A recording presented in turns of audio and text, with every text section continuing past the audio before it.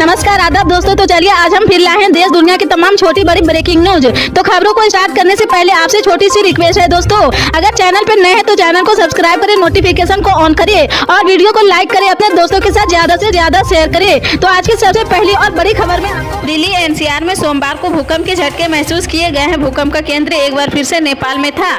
भूकंप 5.6 की तीव्रता वाला था। नेशनल सेंटर फॉर सिस्मोलॉजी के अनुसार नेपाल में सोमवार की शाम 8 बजे रिक्टर पैमाने पर 5.6 तीव्रता का भूकंप आया है। इससे पहले शुक्रवार की रात पूरे उत्तर भारत से लेकर दिल्ली एनसीआर तक भूकंप के तेज झटके महसूस किए गए थे। इस तरह पिछले 4 दिनों में दिल्ली एनसीआर में 2 बार भूकंप के झटके महसूस किए गए हैं। राष्ट्रीय भूकंप विज्ञान केंद्र के अनुसार शुक्रवार को आए भूकंप की तीव्रता रिक्टर पैमाने पर 6.4 मापी गई थी। भूकंप का केंद्र नेपाल में 28.84 डिग्री आशंसा और 82.19 डिग्री देशांतर पर 10 किमी की गहराई पर था। 22 जनवरी को अयोध्या में नवनिर्मित राम मंदिर में भगवान राम की प्राण प्रतिष्ठा की जाएगी। जैसे जैसे 22 जनवरी की तारीख नजदीक आती जा रही, राम मंदिर के स्वरूप के बारे में जानकारी सामने आ रही। मंदिर के बारे में अब तक जो जानकारी मिली है उससे उसकी भव्यता का अंदाजा सहज लगाया जा सकता है। मंदिर के परंपरागत नागर शैली में निर्मित किया जा रहा पूर्व से पश्चिम। इसकी लंबाई 380 फीट है जबकि चौड़ाई 250 फीट है और ऊंचाई 161 फीट है। मंदिर को 3 मंजिला बनाया रहा है। प्रत्येक मंजिल की ऊंचाई 20 फीट है। भूतल गर्भगृह यानी ग्राउंड फ्लोर का गर्भगृह में श्री राम के बाल रूप को विराजित किया जाएगा, जबकि प्रथम तल के गर्भगृह में श्री राम दरवाजा विराजित किया जाएगा। मंदिर में कुल 392 खंबे हैं और 44 दरवाजे होंगे। खंबे और दीवारों में देवी देवताओं और देवागंत की मूर्तियां लगी रहेगी। राजस्थान के मुख्यमंत्री अशोक गहलोत ने सोमवार को जोधपुर की सरदापुर सीट से नामांकन पत्र दाखिल किया था।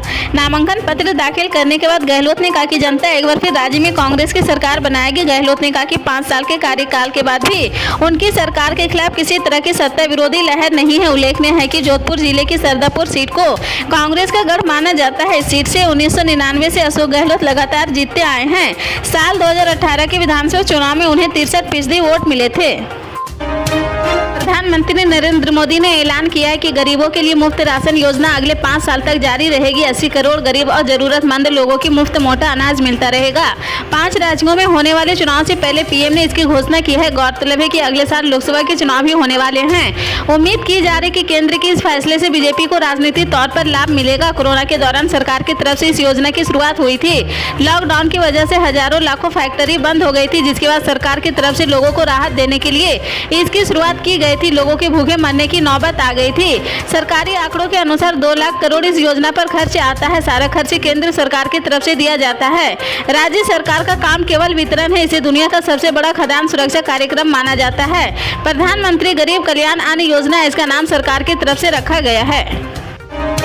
छत्तीसगढ़ विधानसभा चुनाव के बीच महादेव वेटिंग ऐप का मामला जमकर उछल रहा है। इस केस में प्रवर्तन निदेशालय ने सीएम भूपेश बघेल को लेकर बड़ा दाव किया है। ईडी ने कहा कि महादेव वेटिंग ऐप के प्रमोटर ने भूपेश बघेल को 508 करोड़ रुपए दिए हैं। ईडी के इन आरोपों पर अब सीएम बघेल की प्रतिक्रिया देते हुए बीजेपी पर निशाना साधा है। रायपुर में मीडिया से बात करते हुए जब मुख्यमंत्री भूपेश बघेल से ईडी के आरोपों पर सवाल किया तो उन्होंने कहा कि 17 नवम्बर तक सब लोग इसका सजा ले, इससे कोई असर नहीं पड़ेगा। बघेल ने कहा कि मैं कह रहा हूँ कि बीजेपी खुद चुनाव नहीं लड़ रही, वो ईडी और आईटी के जरिए से चुनाव लड़ रहे हैं। पूर्वांचल के बाहुबली माफिया रहे अतीक अहमद की बेनामी संपत्तियों को खोजकर कुर्क करने और ध्वस्त करने की कार्रवाई लगातार जारी है। पुलिस कमिश्नर प्रयागराज के निर्देश पर अतीक अहमद की 12.82 करोड़ की बेनामी संपत्ति को कुर्क कर लिया है। डीसीपी दीपक भूकर ने माफिया अतीक अहमद की बेनामी संपत्तियों में शामिल 12.82 करोड़ का भूखंड की जानकारी दी है। करीब 20 बीघा को बेशकीमती जमीन एक गरीब राजमिस्त्री हुलवाल के नाम दर्ज कराई गई थी। इसमें कुल 16 किसानों की करीब 5.510 हेक्टेयर भूमि शामिल है। यहाँ भूखंड प्रयागराज के एयरपोर्ट थाना क्षेत्र अंगर्त गौसपुर कठुआला में स्थित है। अतीक अहमद की इस बेनामी संपत्ति को अब गैंगस्टर एक्ट के तहत कुर्क किया गया है, जिसका आदेश पुलिस कमिश्नर रमेश शर्मा की कोर्ट ने शनिवार को गैंगस्टर एक्ट की धारा के तहत दिया था।